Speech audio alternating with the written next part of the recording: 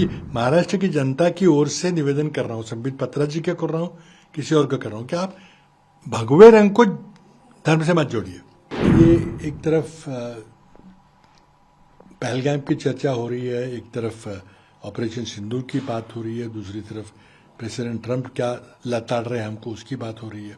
उसी दिन आपका मालेगांव का वर्डिक्ट आता है 17 साल के बाद। उसी दिन इनकाउंटर हो जाता है कुछ लोगों का, कौन थे पता नहीं, मैं नहीं कुछ कहूँगा, मेरे को पता नहीं, मेरी बात नहीं हुई है, ये उनकी अपनी निजी राय हो गई तो ठीक है। मैं ये महाराष्ट्र की जनता की ओर से निवेदन कर रहा हूं, संबित पात्रा जी का कर रहा हूं, किसी और का कर रहा हूं कि आप भगवे रंग को धर्म से मत जोड़िए।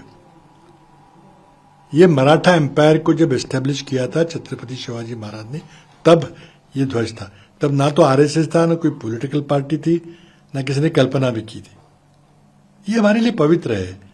14 करोड़ मराठी लोगों को पूछिए कि आप छत्रपति शिवाजी महाराज के बारे में क्या जानते हैं, क्या सोचते हैं।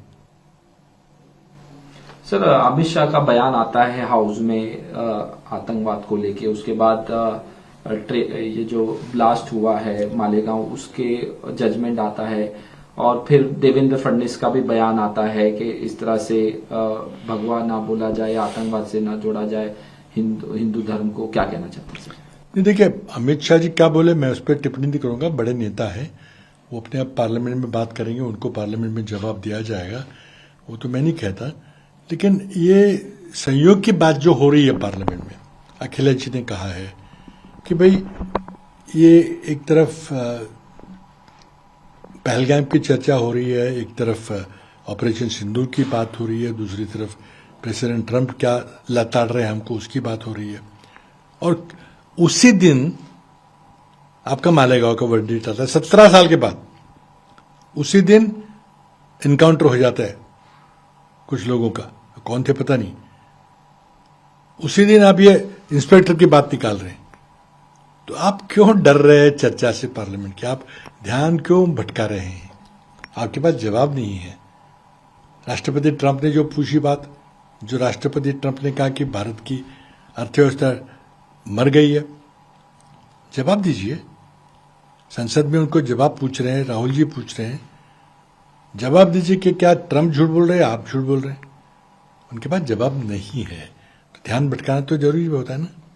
सर, ये बीजेपी की तरफ से प्लान किया गया है कि जो एटीएस के ऑफिसर हैं महबूब मुजावर, वो कह रहे हैं कि मुझे कहा गया कि आरएसएस चीफ मोहन भागवत को अरेस्ट करना है और मैंने नहीं किया तो उसकी मुझे सजा दी गई। देखिए सवाल यह है कि अगर इतनी बड़ी साजिश, इतनी बड़ी कोई कारस्तान अगर हो रहा है, इसकी इतनी बड़ी कॉन्स्पिरेसी है, तो क्या एक इंस्पेक्टर को बताया जाएगा? ये कोई विश्वास कर सकता है?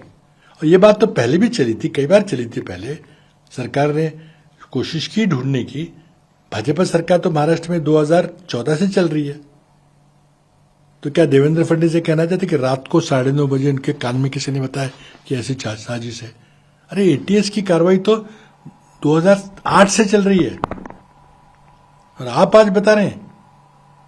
ये तो ध्यान भटकाने की सिवा क्या है? ये बीजेपी की तरफ से ध्यान भटका, बीजेपी की सत्ता पार्टी से, मोदी की वजह से तरफ से ध्यान भटकाने की कोशिश हो रही है।